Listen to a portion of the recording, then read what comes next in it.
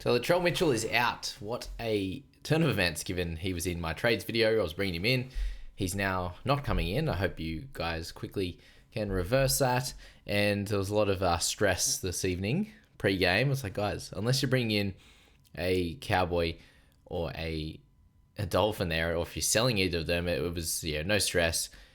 Go back to the drawing board tonight, tomorrow, and work out which guy you want to bring in.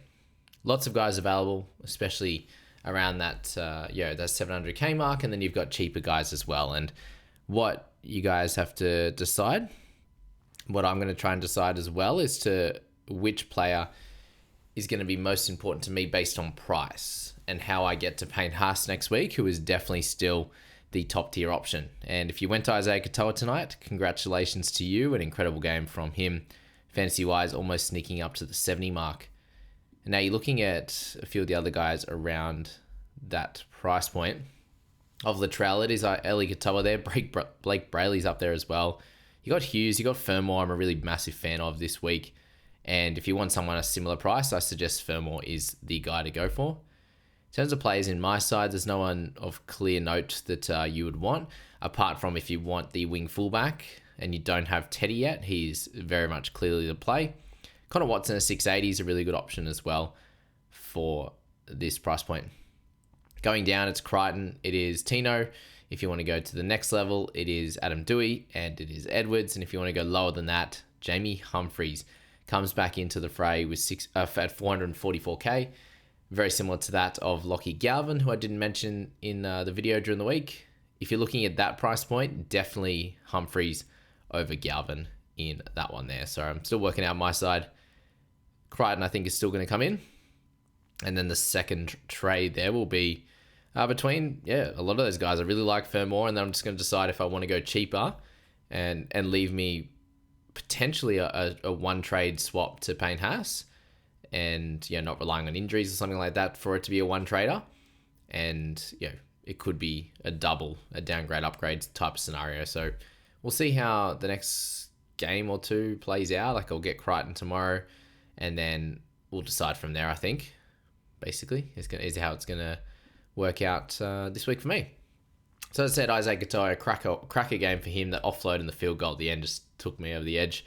Didn't rate that. And there was a comment on YouTube there saying that I cursed Latrell after saying I was bringing him in. If I had that much power, I would be coming first overall, not after this game, 1300 odd. Now the big news of this one was 27% of the top 1,000 actually captained Herbie Farnworth. So a 57 for him. It probably should have been a 62 if Hammer could catch the footy. And of course he did pick up a couple of tries, and so did Averillo. Without Averillo sneaking up on the inside, also on the outside there. Inside Herbie Farnworth to take that try away, but he should have scored the one before. But Herbie cut him out, unfortunately. So funny one there, but great game from him as well. 59, 57 from Herbie, lowest in a few weeks now. And of course, some people who hadn't owned him went and did that, and then it's the largest amount of people that have captained him this ever, probably. It'd have to be ever, but definitely this week here, the highest amount, with Trell May the other 73%. And for Trell there, we are very much hoping that he can have a cracker game against the Titans, him and Adam Dewey working together. Kurt Donohue's the big one out of this guy. 77 minutes, he worked his tail off.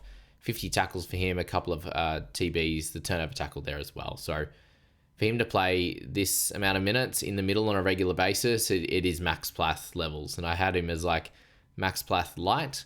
But if he actually does get the big minutes like this, straight in the middle, he's going to make his tackles. He's got some footwork as well.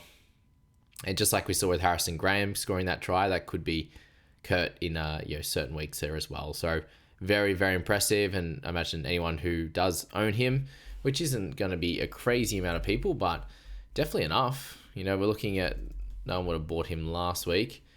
The 609k, it's near 10% of the top 1,000, so a little bit frustrating as a non-owner, but great effort to anyone who does. What about Tommy Dearden, the turnaround play from him up to a 60 with the try and 7 tackle breaks? I think it was like 21, like 50 minutes maybe, something like that. But to be fair, Drinkwater turned it around as well with a 51 for him. They're not giving that try saver for like a tackle 20 odd meters out. where he missed him and then re-tackled him. So fair play for owners of that one. I didn't rate it myself, but sometimes it is what it is. We had the try from him, 4 goals, 2 try assists, and with the other guys out of the side, they're not going to split the kicking in this scenario. So he's just got that back in full effect, which is really good as well. So if you looped him here, you're definitely taking the 51 or whatever it ends up being after updates. I'm making this straight after the game. Busy morning tomorrow, as was today.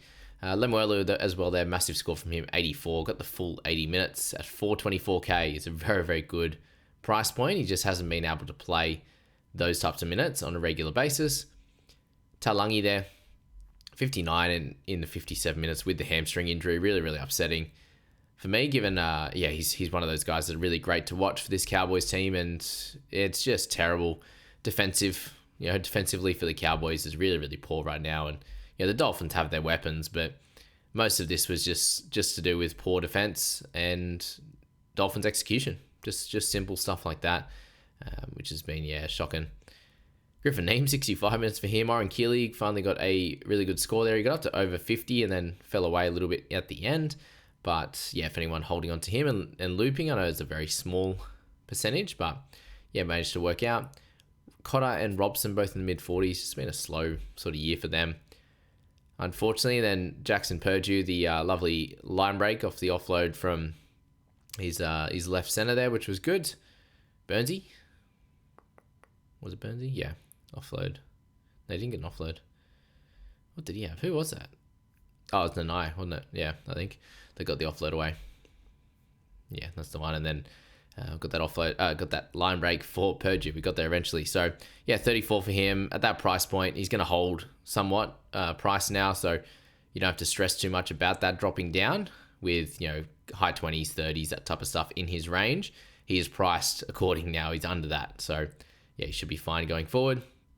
Tafa. Hope I got that a little bit better. Thank you for the help on that one. Tafa is 41 minutes for him was really, really good as well. PPM, not as great, but a few negatives and then just a lot of attacking footy. So, I really liked what I saw out of him and he'll be an interesting cash down option as well, but is that little bit more expensive. And then you've got Jackson Parler there, Jeremy Marshall-King. For anyone, a couple of people asked about him after his 2 really good games. I was like, dude, he's way too up and down. So shout out to the people that I pushed them away from Jeremy Marshall-King. That was a win. Laybutt 21, not great there. And Nafahu on the wing of 15 for him. So nothing exciting on that one, unfortunately. So there you go, guys. Just a quick little update on that first game plus the news of Latrell. Hope this found you well. And well done tonight. If you have all those players, I just had the Herbie myself.